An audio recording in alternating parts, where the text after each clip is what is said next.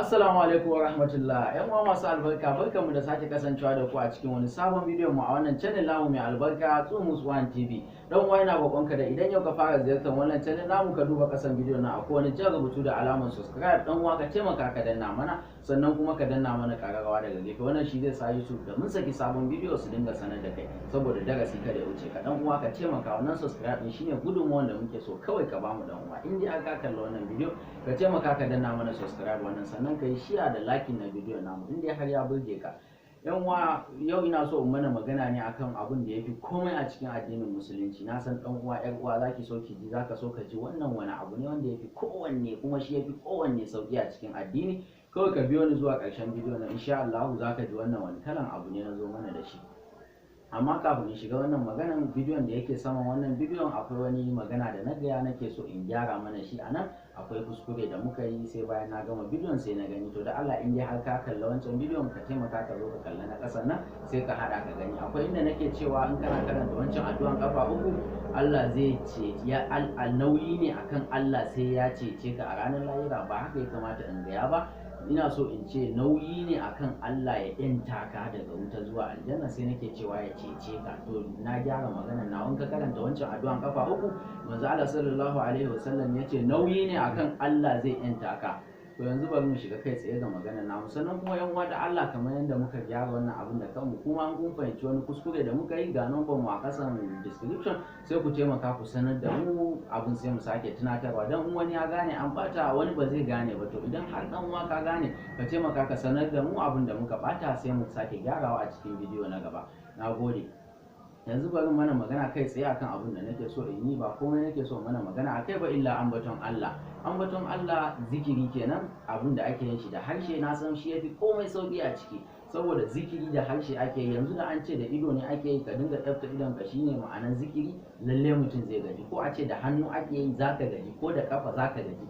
Amma da harshe zaka yi dubunnai ba tare da harshen ka ya ji ya gaji ba.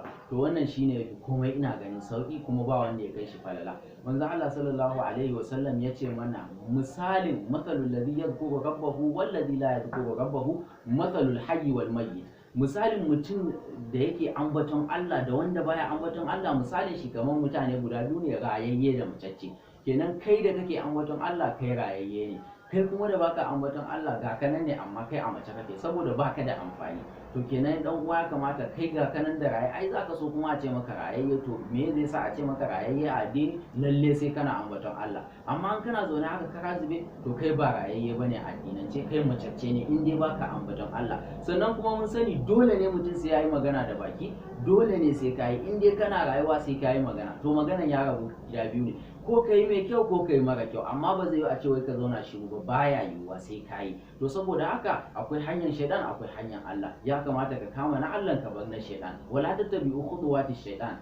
Allah ya ce kar mu bi tattakin shaidan. To tattakin shaidan din yaya ne? Muna sake ambaton Allah, lalle za mu koma gulma ne da munafurci da gutsuri tsoma tsuguni tashi. Sai zamanto mun koma muna cin naman mutane, ko dai hira mara amfani dai. To in mun sake wancan kuma ba za mu zauna haka ba, sai mu ga mun kama na Allah. To shine jiya ma dai mun mana magana akan wani ambaton Allah, subhanallahi wa bihamdihi subhanallahi alazim.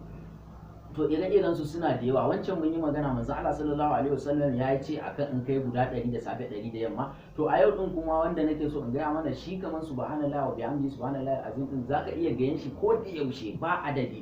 La ilaha illallah wahdahu la sharika lahu, lahul mulku wa lahul hamdu wa huwa ala kulli shay'in qadir. Subhanallah walhamdulillah wa la ilaha illallah wallahu akbar. La ilaha illallah, la hawla wa la quwwata illa billah. Ga sunan da yawa. Hasbunallahu wa ni'mal wakil, astaghfirullah. Da yawa ba su da adadi. To ire-iren su wayannan ana so mutum ya sabar wa kanshi, ko da kana tafiya ko kana wani abu da haka, ko aiki, in hankalinka ya dan tuno, ko so da ya ka dan ce subhanallah, astaghfirullah. Haka dai kai sabar wa kanka cewa kana yawan yin ambaton Allah. Saboda babu wani abu da a cikin addini Allah ya ce mu yawaita shi, mu yi shi da yawa, mu yi shi da yawa. Babu a cikin Qur'ani. Ba inda Allah ya ce ayi sallah da yawa, ba inda Allah ya ce ayi azumi da yawa, ba inda ya ce ayi zakka da yawa, ko sadaka da yawa, ko haji da yawa. Amma za mu ji a wajeje da yawa Allah yana ta cewa a ambace shi da yawa, a ambace shi da yawa, a ambace shi da yawa. Kuma akwai alƙawarurruka da yake yawa masu yawaita ambaton shi.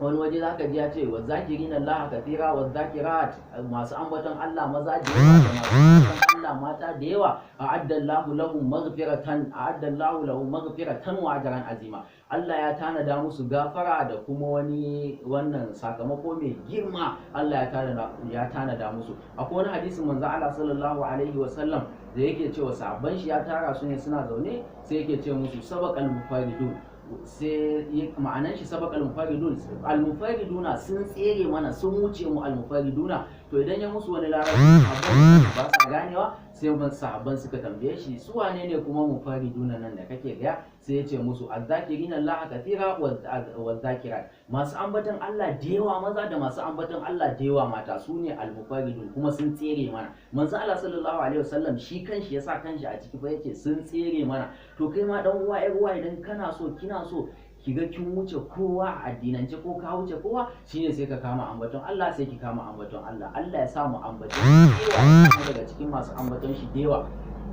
In dai har muna yin haka to lalle ko za mu wuce kowa, zai zama a anguwanmu ne, a gidanmu ne, a makotanmu ne, babu kamar mu, kuma babu kololuwan ambaton Allah kamar karatun alkur'ani. Ya zama to a ce a cikin rayuwanka komin kankantan shi dai a ce a kullum sai ka taba alkur'ani ka karanta shi. Kada ya zama to kana musulmi a ce akwai wai kana kwana 2 kwana 3 baka karanta ba lalle sai da yawa ba. Komai rashin lokacin ka mutum zai ce ba lokaci ko a lokacin ake neman lokacin. Dan uwa kar ka biya tawa ba lokacin nan yana nan akwai shi, babu shi din a cikin babun zamu nema mu yi.